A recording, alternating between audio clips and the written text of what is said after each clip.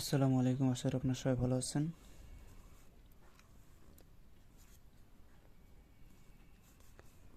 তো আজকের বিদ্যাটা হচ্ছে দেও চালান তুলসী দিয়ে। পাগল করা বান বলা হয়, নাঘান বলা হয়। তো এটা করলে পরে কি হয়, মানে ওই যার উপরে এটা করবেন সে দেখবেন পাগল হয়ে গেছে, তার মাথা ঠিক নাই, সে যেটা সেটা করে বেড়াবে, মানুষ সবাই বলবে সে পাগল পাগল। সেটা সেজন্য করে এখানে পাগল করা এটা আমি উন্মুক্ত করে দিছি, সবাই বলবে যে সে পাগল।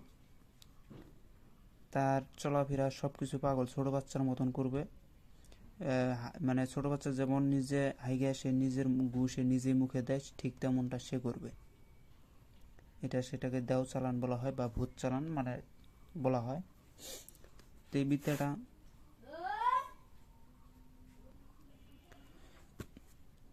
বারবার আমাকে ফোন দিতেছে লোকটা।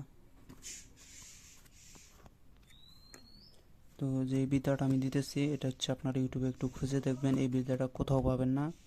এগুলো সব আমার ওস্তাদি বিদ্যা। বিদ্যাটা যারা বিদ্যা চিনে তারা মন্ত্র বললে পারে, সেরা বুঝতে পারে যে আসলে এটা খাঁটি বিদ্যা। আর যারা বিদ্যা চিনে না তাদের সামনে যেটাই এনে সামনে তুলে ধরেন না কেন, ওইটাকে সত্য মনে করে নেবে, ওইটাকে ভুয়া মনে করতে পারে, সত্য মনে করতে পারে। আর যারা বিদ্যা চিনে তারা একটুতেই বুঝতে পারে যে বিদ্যাটা আসলে খাঁটি না অখাঁটি। যাই হোক, আপনারা বিদ্যাটা একটু দেখেন। বিসমিল্লাহ। কোথায় বন্ধু তুলসী, কোথায় বা যাস, কোথায় হইতে তুলসী হইলি প্রকাশ। হাং তুলসী তুইলা লইলাম আমার হাতে, 1600 দেওপুরি চল আমার সাথে। হাং তুলসী অমুকে রান্না ভাত গান্দা কর, অমুকে হাসাবি কান্দাবি, টলায় টলায় ঘুরাবি। কবি না মোর কথা বা মোর নাম, যদি কবি মোর নাম, অষ্টদেবীর মাথা খাবি দোহাই মা কালী।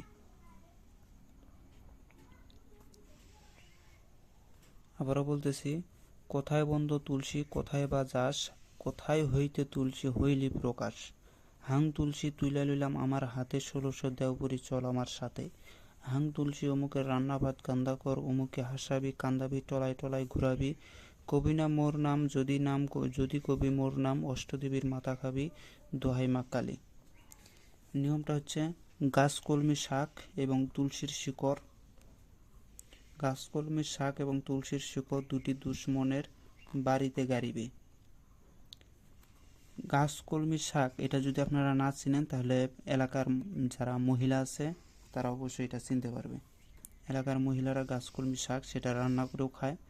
যদি না পান তাহলে আপনারা বাকালির দোকানে ফোন দিবেন, বাকালির দোকানে যাবেন, ওখানে খোঁজ করবেন যে গাছকলমি শাক অবশ্যই পাবেন। সব বাকালির দোকানে নাও পাওয়া যেতে পারে বা অনেকে নাও চিনতে পারে। সেজন্য করে বেটার হবে যে আপনারা গাছকলমির শাকটা কোনো গ্রাম অঞ্চলের মহিলাদেরকে জিজ্ঞাসা করবেন, তারা অবশ্যই বলতে পারবে, দেখাও দিতে পারবে। আর এই তুলসীর শিকড়টা হবে হচ্ছে আপনার শ্মশানের।